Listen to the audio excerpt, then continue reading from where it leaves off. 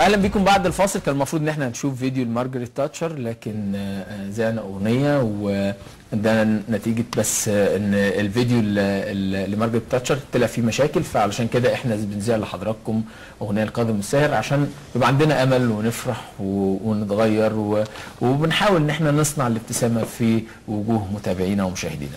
الحقيقه في العمل من خلال الالوان والتعبير من خلال الالوان شيء مهم جدا، ولما نيجي نقول ان احنا عندنا لوحات فنيه، احنا اكيد من اللوحه الفنيه احنا عايزين نوصل رساله معينه، مش مجرد ان احنا بنرسم لوحه وخلاص. الفنان بيبقى له وجهه نظر، ممكن انا اشوف وجهه نظر ثانيه تتفق مع الفنان او تختلف معاه، بس في النهايه كل وجهات النظر اللي عايزه توصل لنا اكيد وجهات نظر ايجابيه. خلونا نرحب بضيوف اللي بيشرفونا النهارده اللي هم بينتموا لجماعه فنيه مصريه علشان نتعرف على الدور اللي بيقوموا بيه. بتشرفنا النهارده في الاستوديو رحاب العمري، فنانه تشكيليه ومصممه جرافيك وعضو في جماعه فنيه مصريه. اهلا وسهلا بيكي، شرفاني منوراني.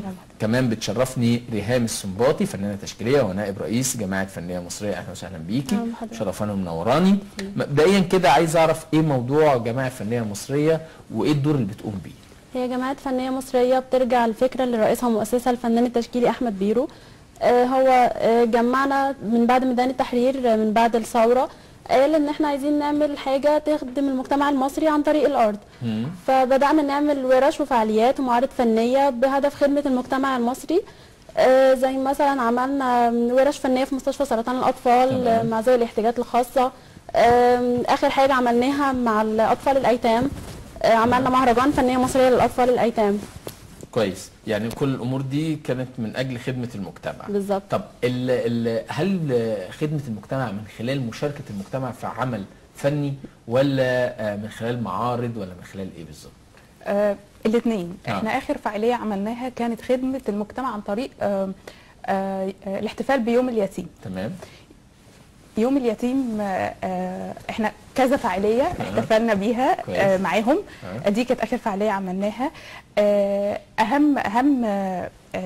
يعني من اهم انجازات فنيه مصريه هي مخاطبه الطفل.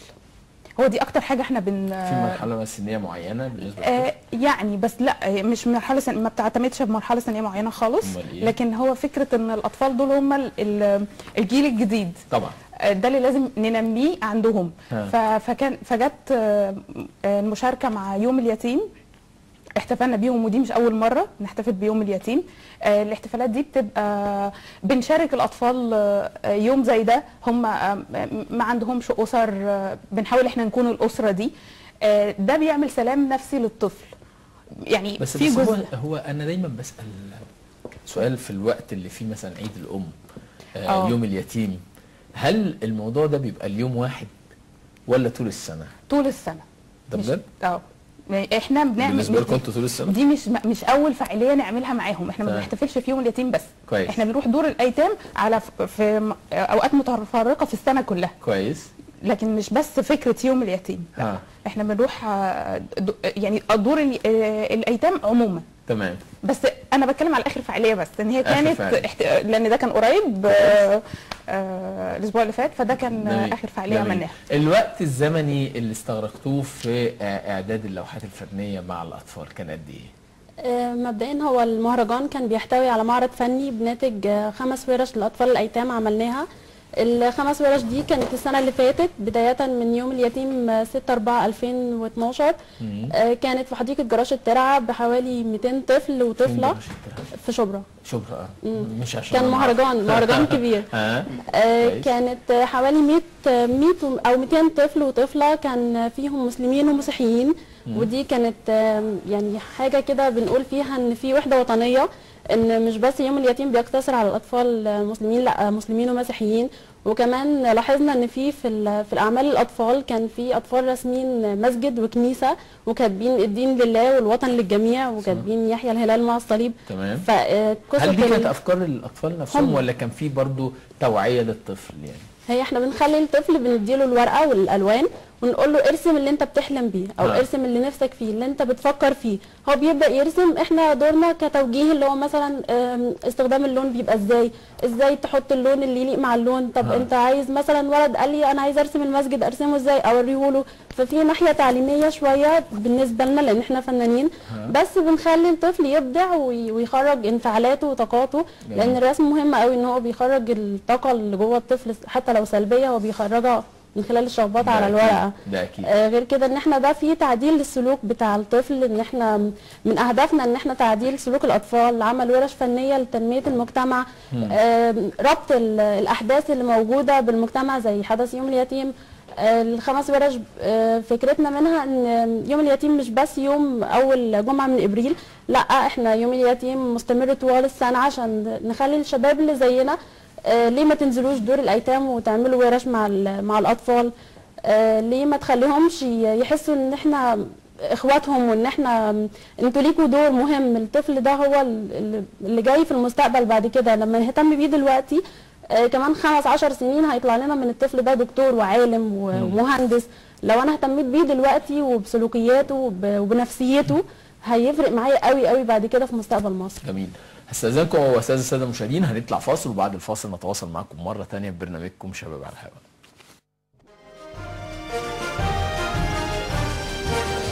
عشانك انت اتحدى اي مستحيل، واعيين فاهمين ومكملين. مش ناسيلك الجميل، خيرك عليا ولو عملت عشانك ايه، تستاهلي ياللي وقفت جنبي كل خير.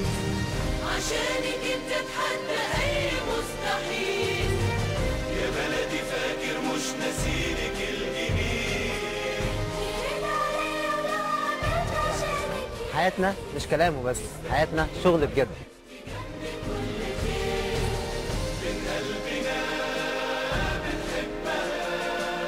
نتعب عشان نعلي دايما اسمها، قبل ما تحتاجنا تلاقينا جنبها. ولادها قد المسؤولية ومخلصين، احنا شباب بنحلم بالتغيير وهنحققه بايدينا. يخاف عليها وبما يرضي ربنا، نخلص لها هيعود علينا كل ده. هي الأمل. اهلا بكم بعد الفاصل واعود لضيوفي مره ثانيه. رحاب، الشباب المشاركين عددهم قد ايه؟ ودورهم هل كان في الرسم بس ولا كان في حاجات ثانيه؟ الشباب غير الاطفال اللي بيشتغلوا مع الاطفال، متطوعين يعني. احنا اصلا فنيه مصريه احنا كتير جدا، يعني احنا عدينا دلوقتي 250 فرد. كويس. لكن مش دايما كل الناس بتشارك في ورشه معينه، بس على حسب ظروفنا احنا كمان. كويس. بس المهم ان يبقى مننا عدد مش اقل من 30 او حاجه او 40 فرد بيشتغلوا مع الاطفال. كويس.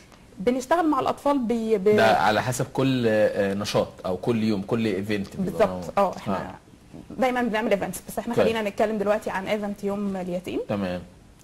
كنا اكتر من 30 متطوع بيشارك مع الاطفال. كويس.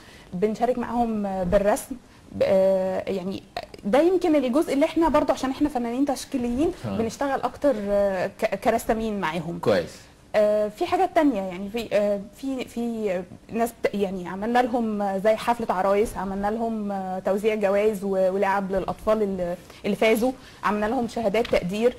كل ده بيحسن من روحهم المعنوية، بيرفع لهم روحهم المعنوية، بيحسوا ان هم مش لوحدهم، ان معاهم أسرة تانية دايما بيحبوا يقابلونا تاني، ومنهم أطفال بيرسموا ويستنوا لما ينجي لهم عشان نعمل لهم معرض جديد، وبيقولوا احنا رسمنا الكلام ده، بنديهم ألوان وكراريس رسم وكلام زي كده بيرسموها ويخلصوها. احنا عملنا ده فعايزين نشترك معاكم في معرض تاني. بتصرفوا على الامور دي ازاي؟ ده تمويل ذاتي كله. كلكم احنا كل واحد بيدفع كام تقريبا؟ على قد ما يقدر. كل واحد يدفع اللي يقدر عليه، لان احنا ما فيش اي حد بيمولنا. كل حاجه يعني كل فعاليه بنشوف مثلا الايفنت ده احنا محتاجين نبدا نرتب كراريس الوان الماتيريال كلها، ونعمل زي تكلفتها قد ايه، وكل واحد بيدفع اللي يقدر عليه. تمام. احنا معانا على التليفون سالي شاهين. يا سالي. الو. ازيك يا سالي؟ ازي حضرتك؟ ايه الاخبار؟ عندك كام سنه؟ 15. جميل. قولي لي بتحبي ترسمي ولا بتحبي تكتبي شعر؟ لا بحب اكتب شعر. والرسم لا؟ لا يعني ما بعرفش ارسم يعني. طب قولي لي الشعر اللي انت بتكتبيه بيبقى عاميه ولا لغه عربيه؟ لا عامية اكتر يعني، لغة عربية بسيط جدا. كويس. طب انت كاتبه ايه ممكن تسمعيه لنا؟ هو انا كنت كاتبة كده قصيدة يعني عن اللي بيحصل في البلد، شاغلني شوية يعني. طب سمعها لنا. حاجة تتغير وكده. سمعها لنا سالي. اوكي. يلا. هي بعنوان احساس بيروح ويجي نفسه. تمام. احساس بيروح ويجي نفسه، حاسه باحساس وعكسه، بلاقي نفسي عايزه اعمل حاجه وعكس الحاجه في الوقت نفسه. احساس بيروح ويجي كتير وخلاص تعبت من التفكير، كل الكلام اللي بقوله كتير وقليل وبرضه يطير. عايزين كتير ومش عارفين نروح على فين ونيجي منين، صعوب بتروح تروح وتروح وتيجي برضه في الاخر تلاقي جروح. يا مصر خلاص ملوش لازمة، ضربت كلامي بالجزمة وقلبي جروحه مش راضية تقول ده خلاص ملوش لازمة. تخيل اني محتاج لك يا اخويا وصاحبي، محتاج لك تقف جنبي تكون اهلي وتندهلي ونبني في مصر وتزهزه. لكن قلته كتير وقليل وبرضه مش شايف كتير تغيير. يا مصر كفاية عقلي اتشل، خلاص خايف اموت من الذل. وانا بصراحة من بدري عايز رئيس احكي له واقول رأيي، عشان انا كل ما اتكلم يقولوا كلامي مش سني ولا سني ولا عمي، ومين بس هيسمعني ويفهمني.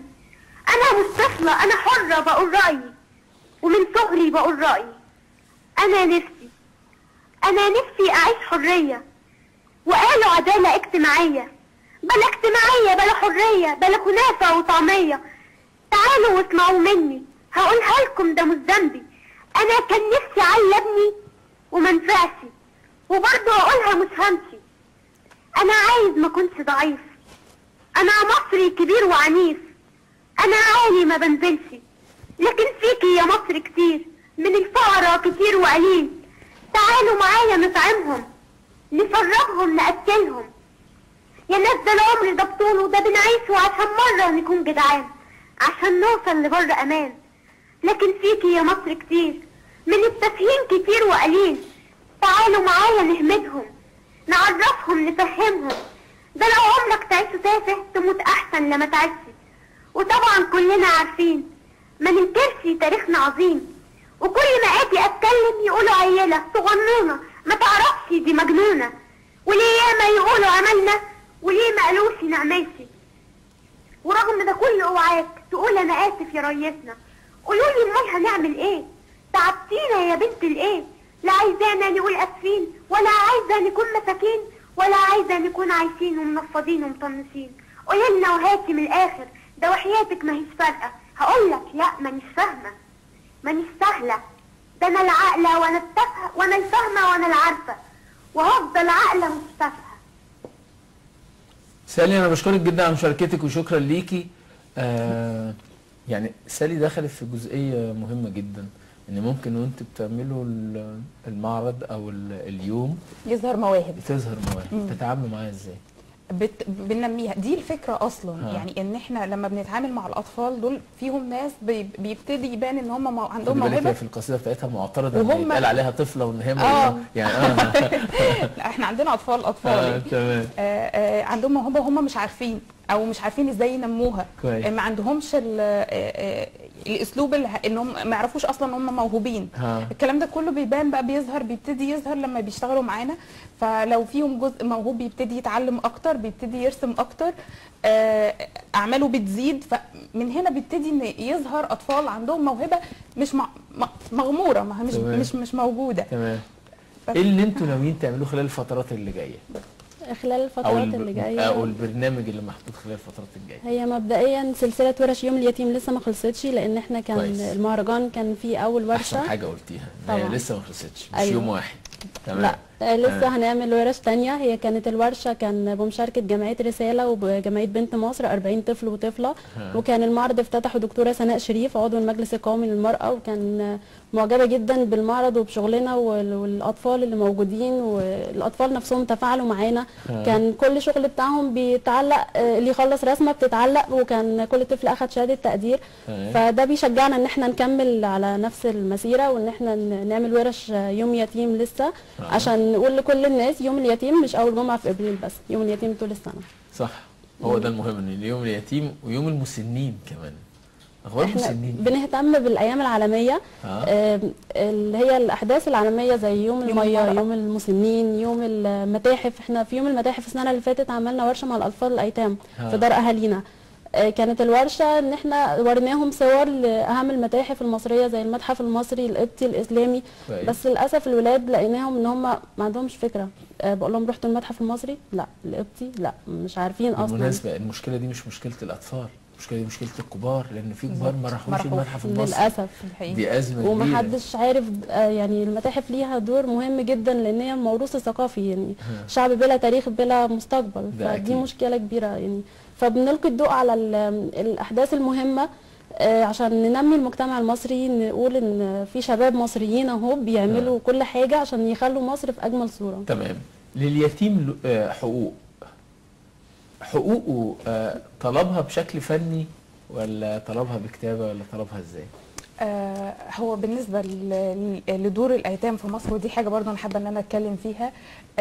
انا شايفه ان برضو ان الدور دي وبتتمول من مصادر مختلفه، لكن لما بقعد برضو مع الاطفال، لما بشوف الاطفال بحس ان هم برضو محتاجين اكتر من كده، محتاج يتصرف عليهم اكتر من كده.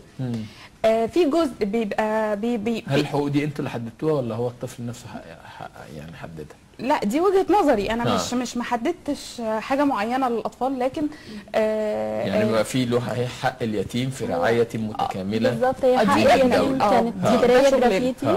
جداريه جرافيتي كان اول جرافيتي شباب مصري يعملوه بيتكلم عن حق اليتيم. الجداريه دي كانت معموله في مركز شباب حلمية الزيتون. دي كانت الورشه الثانيه لينا في احتفال بالاطفال الايتام. هي الفكرة ان احنا شايفين ان في شوية حقوق للاطفال الايتام مش موجودة، زي حقهم في المعيشة، العدالة الاجتماعية، التعليم المجاني، الاهتمام بيهم، الرعاية المتكاملة ليهم. دي شوية مطالب يعني بسيطة شفناها. طيب خليني اتطرق لنقطة برضو بتشغل وازمة موجودة، والازمة دي كان الكل بيحذر منها من قبل الثورة، الا وهي اطفال الشوارع. بالزبط. هل في تعامل مع اطفال ده الجزء بقى اللي انا كنت عايزه اتكلم بقى برضه فيه مع قبل ريهام اتكلمت عن الجداريه.